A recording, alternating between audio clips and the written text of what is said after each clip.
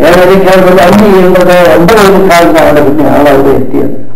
പക്ഷേ ഞാൻ അവിടെ എത്തി രാമൻകാരൻ്റെ വീട്ടിൽ പോയി ഭക്ഷണം കഴിച്ചു. അതൊക്കെ ഇങ്ങനെ അഡ്ജസ്റ്റ് ചെയ്യാൻ ലോകത്തില് ഈ മാറ്റം മറിച്ചുകൾക്കൊക്കെ പരിഹാരം വരുത്താം. പക്ഷേ യേശു ക്രിസ്തുവിനോടുള്ള ബന്ധം അതിൽ മാറ്റം മറിച്ചതൊന്നും നടക്കില്ല. ഇങ്ങനെ പറഞ്ഞ കേൾക്കുന്നുണ്ടല്ലോ, മാറ്റം മറിച്ചതൊന്നും അതിൽ നടക്കുകയില്ല.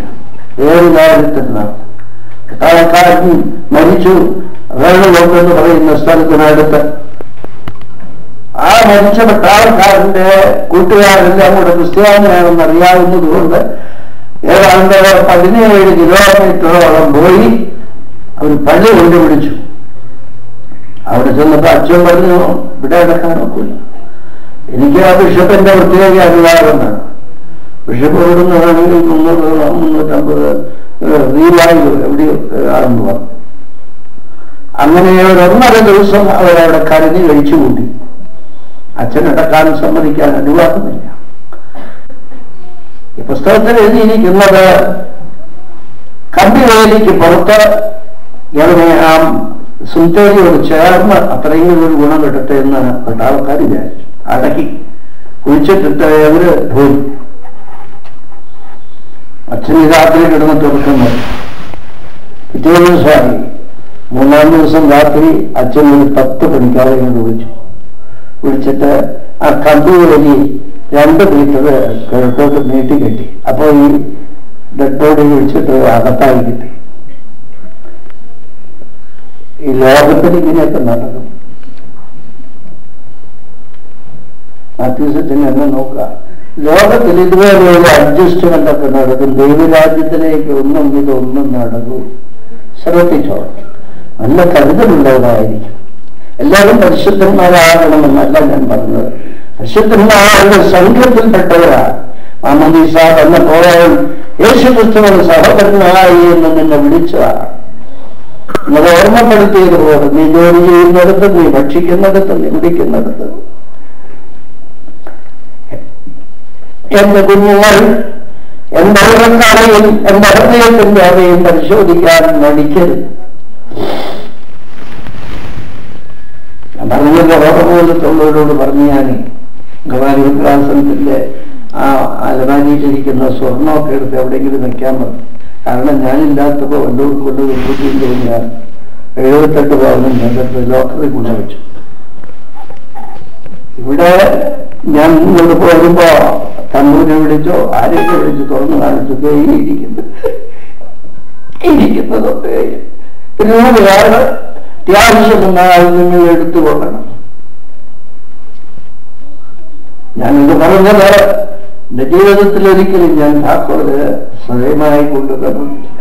കുഞ്ഞുങ്ങളുടെ കയ്യിൽ കാണും, മാനേജറുടെ കയ്യിൽ കാണും, സെക്രട്ടറിയുടെ കയ്യിൽ കാണും. ദൈവത്തിന് എല്ലാവരും കടന്നു വരാൻ കഴിയണം.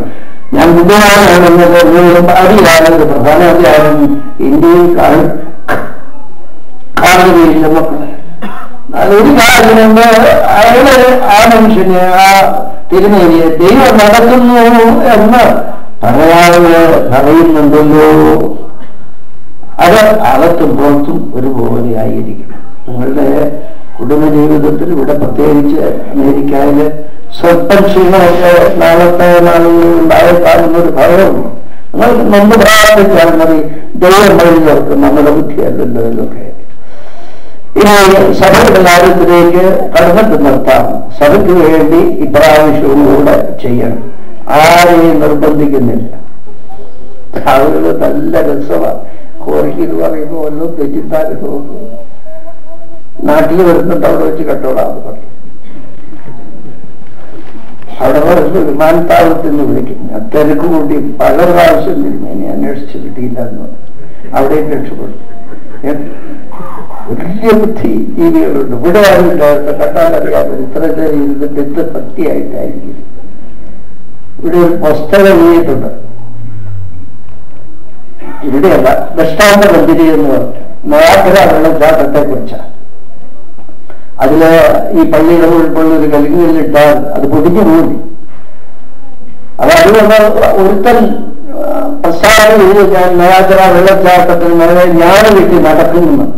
ആരായി ഭ്രാന്തൻ തന്നെ എഴുതി ആളുകളൊക്കെ ചെന്നു. പക്ഷെ അത് ഞാനും കെട്ടി ബാലൻസ് ചെയ്തതിലൂടെ നടന്നുപോയി. അന്നാണ് പറഞ്ഞു, ഇനി ഞാനൊരു ദിവസം മതിയായോളം ചുവടെടുത്തോണ്ട് പോയിട്ടില്ല.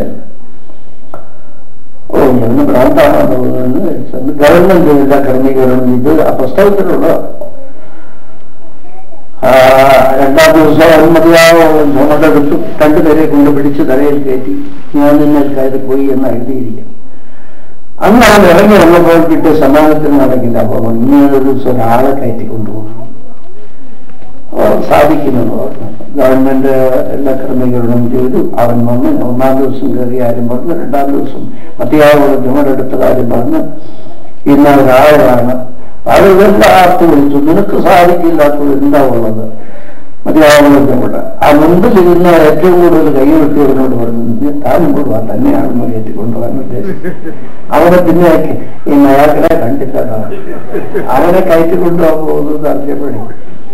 ഞാൻ പറഞ്ഞത് വർത്തമാനമൊക്കെ ഒരുപാട് പറയും. കയ്യിൽ നിന്ന് ഒരു $10-500 എടുത്തു കൊടുക്കേണ്ടി വരും. ഇതുപോലെ മാറിന്റെ ആളുകളുണ്ട്. ഇവിടെയില്ല. ഒരുപാട് വലിയ ബുദ്ധിമാന്മാർ. ഞാൻ എല്ലാവരോടും ഒരുപാട് പെരുമാറാറുണ്ട്. ദൈവം വരട്ടെ, ദൈവം നിങ്ങൾക്ക് സാധിക്കട്ടെ. വിളിച്ചന്വേഷിച്ച് ചെയ്യാനായിട്ട് എന്തായാലും ഒരു കാര്യം ശരിയാണ്. 34 വർഷം തിരുവനന്തപുരം ഞാൻ ഉദ്ഘാടനം കഴിഞ്ഞ് പോകുമ്പോഴും ഞാൻ അവിടെ ഇരിക്കും. ഉള്ളവരെയും കൈ മുട്ടിച്ച് ഞാൻ പോയിട്ടുള്ളൂ. ഓടി എത്താത്ത സ്ഥലങ്ങളൊക്കെ കാണും. എന്ത് ചെയ്യും? അപ്പോ ഏതെങ്കിലും കുറവ് വന്നിട്ടുണ്ടെങ്കിൽ അത് ആളുകളെടുത്ത് വ്യാഖ്യാനിക്കുമല്ലോ. നല്ലതാണ്. എന്നെ ഓർത്ത് പ്രാർത്ഥിച്ചാൽ മതി. ഈ കിട്ടുന്ന ആ 2-3 ദിവസത്തിനിടയ്ക്ക് വേണ്ടത് ആലോചിച്ച് പ്രാർത്ഥിച്ച് മാനപ്പെട്ട അച്ഛന്മാരോട് ചേർന്ന് ചെയ്തു. ശ്വാസസംരക്ഷണ സമിതി സഭയ്ക്ക് വേണ്ടി പ്രാർത്ഥിച്ചു.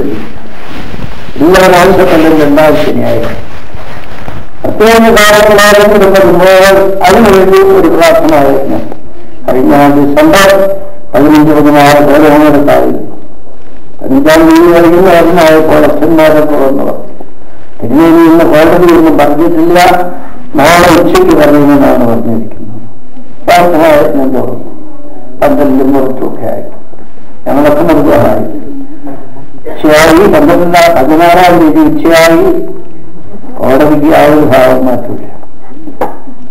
വൈകുന്നേരം 5 മണിയായപ്പോ ഒരു തലച്ചുറ്റിലും ഒരു തോന്നിട്ടായെന്ന് തോന്നുന്നു. അത് എഴുന്നേറ്റിക്കാൻ ഒന്ന് വട്ടം തിരിഞ്ഞിട്ട് പറഞ്ഞു, ഈ കേസിന് അടുത്ത 1-ാം തീയതിക്ക് ശേഷം കേൾക്കാൻ കോടതി തുറന്നു. കേസിലെത്തി രക്ഷപ്പെട്ടു.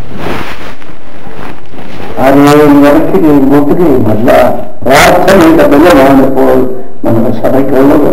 കുടുംബങ്ങളിൽ പ്രാർത്ഥിക്കണം, ദൈവത്തെ അറിഞ്ഞ് ജീവിച്ചോളണം. ഒത്തിരി പേര് കണക്കില്ലാതെ സഹായിക്കുന്നുണ്ട്. എന്നാൽ ഈ ദേശത്തിന്റെ അടയ്ക്കപ്പെട്ടാൽ മറ്റൊരു വിഷയം ഇന്ത്യയിലെ സുപ്രധാനങ്ങളായ പലരോടും രഹസ്യത്തിന് ഇടപെടുന്ന ഒരു വഴിയിലൂടെ ഉണ്ട്. ഡോക്ടർ റോയി തോമസിന് ഇന്നലെ കണ്ടായിരുന്നു. അദ്ദേഹം ചെയ്യുന്ന കാര്യങ്ങൾ നടത്താൻ എത്തുകയില്ല. ആൻഡ്രൂസിനെ അറിയില്ല, വർഗീസിനും ആരെയും നടന്നില്ല. തെക്കൻ പ്രദേശത്തെല്ലാം മനോഹരമായ പള്ളികളാണ്. പിന്നെ തെൻപ്രദേശത്തിൽ നടന്നു കഴിഞ്ഞാൽ പോകുന്നു. ആൾക്ക് എല്ലായിടത്തും വളരുന്നു. സഭയ്ക്ക് വേണ്ടി കഷ്ടപ്പെടുന്ന എല്ലാവരും ദൈവം നടത്തട്ടെ. നിർത്തുന്നു. പരിശുദ്ധനായ ഇഗ്നാത്യോസ് എലിയാസ്ത്രീയന്റെ നാമത്തിൽ ധൂപം വെച്ചു. ഇനി മരിച്ചവരുടെ ധൂപം വെച്ച് പ്രാർത്ഥിച്ചിട്ട് വഴിപാടിട്ട് ശ്രീകാമ പഠിക്കുക.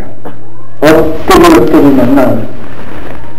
ഇന്നലെ കാണാതിന് ഉണ്ടാകുന്നു. ഇന്ന് എന്റെ അറിവ് ബഡാക്കാനാണ് എന്നുള്ള ആ രീതിയിലാണ് എന്ന് തോന്നുന്നു.